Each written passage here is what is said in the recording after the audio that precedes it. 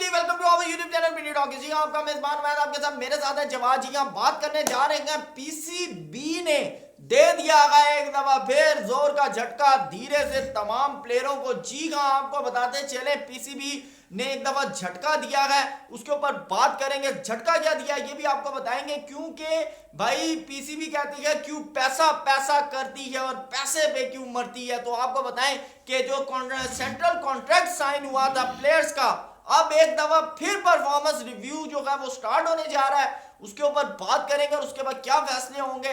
हारिस रऊफ का कैरियर जो है वो बड़े खतरे में, इसके ऊपर भी बात करेंगे। लेकिन हमारे चैनल पे नए आए हैं तो चैनल को सब्सक्राइब करें, लाइक करें, कमेंट सेक्शन में अपनी राय से जरूर कहा कीजिएगा, बेल आइकन भी प्रेस कर दें।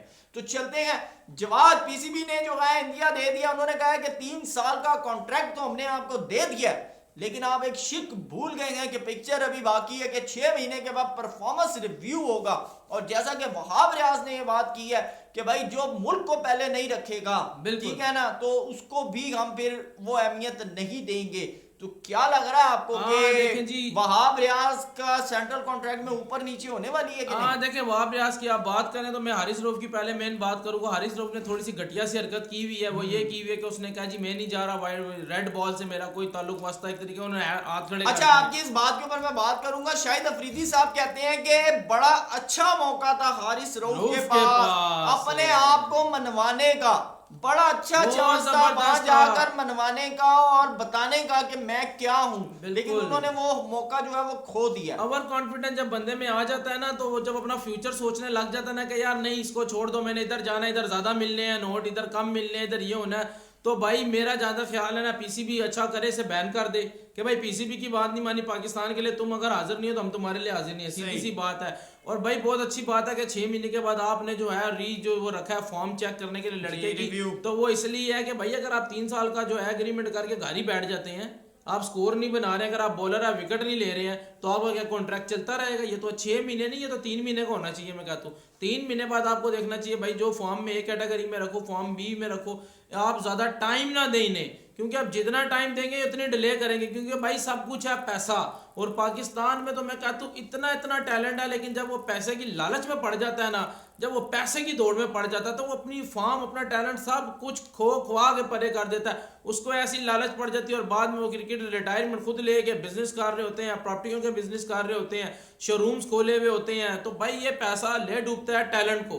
पहले आप टैलेंट को जो है, अगर पाकिस्तान में ज्यादा लालच है ना, तो आप पैसों की लालच से ही ना ऊपर ले आए कि भाई 3 महीने तक देखेंगे, अगर आपकी फॉर्म अच्छी हुई 110% हुई तो आप ए कैटेगरी में, नहीं तो आप बी में, नहीं तो आप सी में। बिल्कुल यार, मेरे ख्याल से ऐसे ही है कि 3 महीने जवाब। वैसे तो बात ये है कि 3 महीने आप मेरे ख्याल से जरा शॉर्ट टाइम पीरियड बता रहे हैं, क्योंकि अगर फॉर एग्जांपल आप एक कंसेक्टिव अगर आप सीरीज की बात कर लेना, जैसे अगर आप ये ऑस्ट्रेलिया जाते, अगर आपके वहां पे 5 वनडे हो, 3 T20 हो, 3 टेस्ट हो, तो आपको 1.5-2 महीना तो वहीं पर लग जाता है, ठीक है।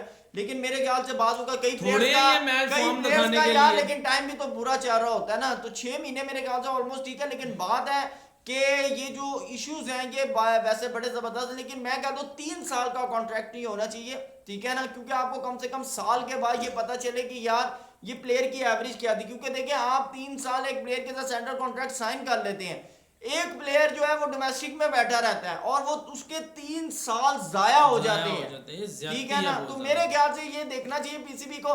बहरहाल ये एक बड़ी खबर आई थी कि पीसीबी ने जो है वो सेंट्रल कॉन्ट्रैक्ट रिवाइज करने का इंडिया दे दिया है। दिसंबर में एक दफा फिर जो है रिवाइज होंगे, परफॉर्मेंस रिव्यू होगी, उसके अंदर काफी प्लेयर्स के जो नाम है, क्योंकि हमारे जो कप्तान हैं टेस्ट क्रिकेट के शान मसूद, वो इस वक्त डी कैटेगरी में फॉल कर रहे हैं और उनको जो है वो दोबारा जो है बी कैटेगरी में ऑलमोस्ट लेके आया जाएगा। जैसे कि सरफराज अहमद के साथ भी ये हुआ था कि उनको डी कैटेगरी में रखा गया था, फिर उसके बाद उनको दोबारा बी कैटेगरी के अंदर लाए हैं। तो अब देखते हैं। और हाँ, जो अभी बी कैटेगरी में है, जैसे कि आपको बात कर लें, शादाब खान की बात कर लें, मोहम्मद नवाज की बात कर लें, उसके बाद हारिस रऊफ की बात कर लें, इनके फ्यूचर के बारे में भी क्या फैसला होता है ये अब जब सेंट्रल कॉन्ट्रैक्ट दोबारा एक दफा साइन होगा तो उसके ऊपर पता चलेगा। तब तक के लिए अपना ख्याल रखें। Thank you so much. Allah Hafiz.